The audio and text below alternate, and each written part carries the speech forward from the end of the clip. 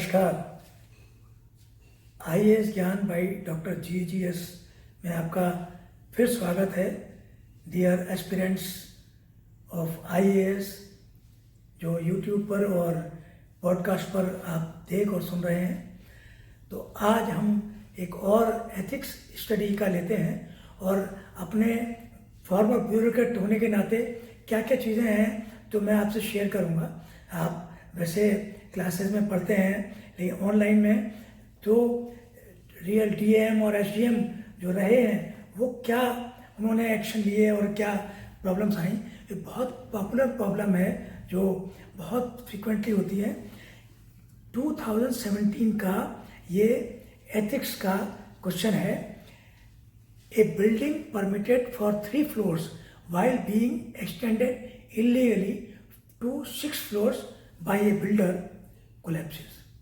As a consequence, a number of innocent laborers, including women and children, died. These laborers are migrants of different places. The government immediately announces cash relief to the aggrieved families and arrested the builder. ये हो चुकी है कार्रवाई। अब आपसे क्या पूछा जा रहा है? वो पूछा जाता है give reasons for such incidents taking place across the country, and second part is suggest measures to prevent their occurrences. तो ब्रदर आपको 250 वर्ड्स में ये 15 मिनट के अंदर अंदर ये लिखना है, तो ये क्वेश्चन पढ़ने में कम टाइम लगा। अब इसमें ये बहुत फ्रिक्वेंट होता है। मेरा अपना experience, I was DM of north east Delhi, तो उसमें सीलमपुर कई एरियाज हैं जो बिल्डिंग कोलैप्स हैं और बिल्डर भाग जाता है। लेबरर्स कहाँ से आई थी, छत्तीसगढ़ इस एरिया से आई होती है। तो इनको बड़ा ये बहुत फ्रिक्वेंट प्रॉब्लम था। दिल्ली में भी, छोटे मोटे बड़े शहरों में भी। आर्किटेक्ट हैं, उनका एक प्रोफेशन है कि they will not allow violation of by laws, कि 3 से 6 महीने अलाउ नहीं करेंगे, लेकिन इस केस में किया। लोकल अथॉरिटीज को देखना था कि कहीं वो वायलेशन तो नहीं हो रहा है कि 3 से 6 की बिल्डिंग बन रही है। अनऑर्गेनाइज सेक्टर का केस है। तो इसमें क्या क्या रीजंस हैं उसमें अगर आप नज़र डालेंगे तो इसमें रीजंस पढ़ेंगे। सबसे बड़ा जो रीज़न है वो लालच और maximizing the profits by unethical means, by contractor, by architect, by local authority और समटाइम्स ब्यूरोक्रेसी के अलावा पॉलिटिकल जो लोग होते हैं वो भी पैसा खा के सपोर्ट कर देते हैं, ध्यान नहीं देते। लोकल रेजिडेंट्स की हिम्मत नहीं होती है कि वो इस प्रॉब्लम्स को सामने लाएं। तो इसमें और एक कारण है कि इंफीरियर मटेरियल यूज़ करते हैं और जो अनस्किल्ड और सेमी स्किल्ड लोग हैं उनको कारीगरों को यूज़ कर देते हैं। चीप लेबर कहाँ से लाते हैं? जैसे बताया, बिहार से, यूपी से, छत्तीसगढ़ से लेबर आती है एक ट्रकों में भर भर के, और उनको बंद उसके में वहीं छोड़ा जाता है शाम को फिर इकट्ठा करके, ताकि वो किसी से मिले ना, लोकल लोग के संपर्क में ना आए। तो एक तो लेबर लॉज का वायलेशन है, तो ये एक रीज़न है। इसमें लेबर लॉज का वायलेशन है, आर्किटेक्चरल प्रोफेशन का वायलेशन है, जो स्टैंडर्ड ऑपरेटिंग प्रोसीजर्स होते हैं बाय लॉज उनका वायलेशन है। जैसे दिल्ली में अभी एक प्रैक्टिस है और ये कानून बनाया है कि हर बिल्डिंग जो बनेगी उसके बाहर पूरा उसका मैप लगेगा, आर्किटेक्ट का नाम, कॉन्ट्रैक्टर का नाम और किस एरिया का है, कौन एग्जीक्यूटिव इंजीनियर, सारी डिटेल होती है। इसका वायलेशन है इस केस में। ये भी एक रीज़न है कि इनमें कोई डिटेल नहीं है, बिल्डिंग बन रही है, किसी को पता नहीं है, बाद में वो कवर कर लेते हैं कुछ उसको, ताकि दिखे ना अंदर क्या चल रहा है काम। ये भी एक कई कारण है। तो कोलैप्स होने के कारण इंफीरियर मटेरियल हो गया, जो वायलेशन ऑफ और ignorance of standard operating procedure, local authorities को पैसा खिलाया हुआ, नहीं तो 6 फ्लोर का नहीं बनेगा। तो ये सब कारण हैं इसमें, और अनएथिकल मीन्स हैं सबके द्वारा, प्राइवेट स्टेक होल्डर द्वारा और सरकार द्वारा। अब इसमें हम सजेशन मांगे गए हैं, तो सजेशन मांगे तो क्या लिखेंगे आप? 250 वर्ड्स में आप करीब 60 से 75 वर्ड्स पहले रीजन में और 120 वर्ड्स दूसरे पार्ट के लिए रखिए, क्योंकि लॉन्ग टर्म और शॉर्ट टर्म मेजर्स आपको देना है।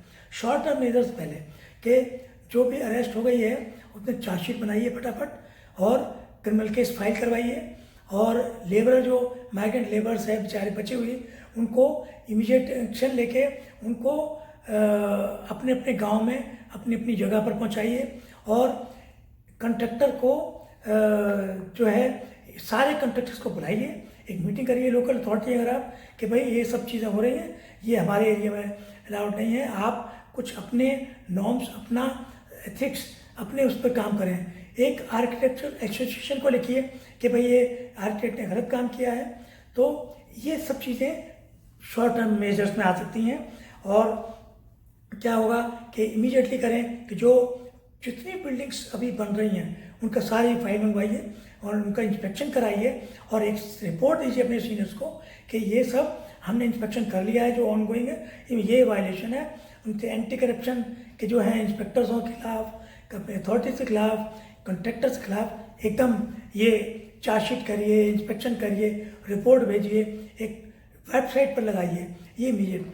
लॉन्ग टर्म में क्या करेंगे, आप एक रिवाइज करेंगे स्टैंडर्ड ऑपरेटिंग प्रोसीजर्स, एक पुस्तिका बनाएंगे law book for inspectors for authorities कि कौन सी बिल्डिंग बन रही है वो हर 15वें दिन चेक हो रही है कि नहीं, ये एक स्टैंडर्ड ऑपरेटिंग प्रोसीजर्स में आएगा।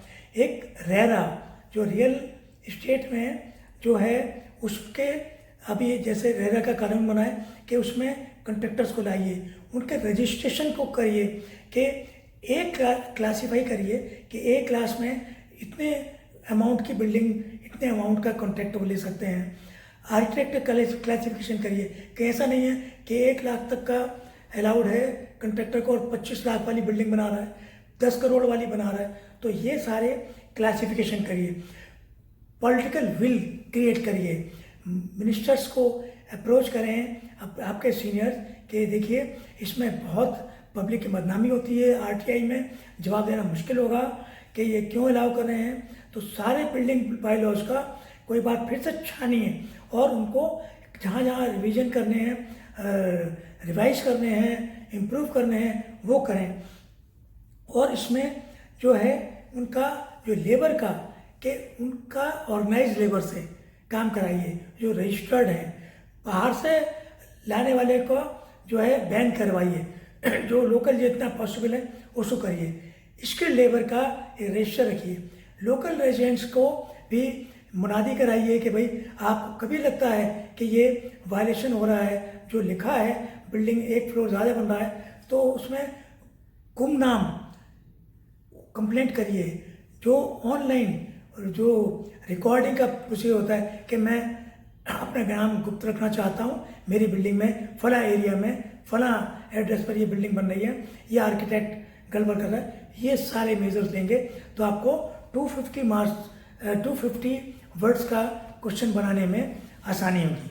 इसमें एक और छोटा सा मैं वो आपको डिस्कस करना चाह रहा था। एक CSE में 2019 में एक क्वेश्चन आया था थियोरेटिकल में, question number 2A, effective utilization of public funds is crucial to meet development goals.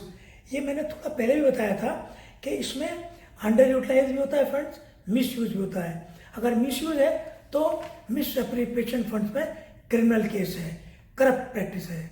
Under utilisation एक क्रिमिनल ऑफेंस नहीं है, लेकिन एक बजट को यूटिलाइज न करना एक इनएफिशिएंसी शो करता है। एनुअल कॉन्फिडेंशियल रिपोर्ट में ये होना चाहिए कि आपने कितना % यूज किया और कितना नहीं किया, क्यों नहीं किया आपने। एक और है non performance of duty by a public servant is a form of corruption. Do you agree? अब आपने इसमें अपना व्यू देना है, आपसे भी माना है। अगर आप एग्री करते हैं तो जस्टिफाई करिए, नहीं एग्री करते हैं तो जस्टिफाई। जनरली 90% केस में जनरली लिखना चाहिए कि वी एग्री, क्योंकि आप अगर नॉन परफॉर्मेंस करते हैं तो जो ड्यूटीज आपकी बताई हैं कि आपको ये करने हैं वो काम नहीं कर रहे हैं। एक तो रिट में भी एक है जो इसमें कोड डायरेक्शन देता है कि आप अपनी ड्यूटी, जैसे आपको पता लगा under prevention of food adulteration में पता लगा आपको इलीगल चीज़ें, अनएडल्टरेटेड मटेरियल बिक रहा है, वो रेडी वाले गलत सलत बेच रहे हैं और आप ध्यान नहीं दे रहे हैं, परफॉर्म नहीं कर रहे हैं अपनी ड्यूटी, इंस्पेक्शन नहीं कर रहे हैं, तो you are adopting corrupt practices, dishonesty है, this amounts to dishonesty, corrupt practices, unethical thing और morality के भी खिलाफ है। तो ये आपने जस्टिफाई करना है कि समाज में एक मैसेज आता है, अगर आप नॉन परफॉर्मर हैं, जैसे आपको ध्यान होगा कि एक समय एक सरकार को सेंट्रल गवर्नमेंट का है कि पॉलिसी रिलैप्स हो गया, तो पॉलिसी के हिसाब से काम ही नहीं हुआ, तो वो एक बहुत बड़ा धब्बा बन जाता है सिस्टम पर। तो ये एक बहुत बड़ा करप्ट प्रैक्टिस है, इनएफिशिएंसी शो करता है आपका। तो ये सारे पॉइंट्स आपको लिखने हैं, जस्टिफाई करने हैं। तो आज यही दो हमने से क्वेश्चन लिए हैं, तो मुझे लगता है आपको पसंद आएंगे। उस पर सब्सक्राइब करिए और अपने व्यूज़ दीजिए। नमस्कार।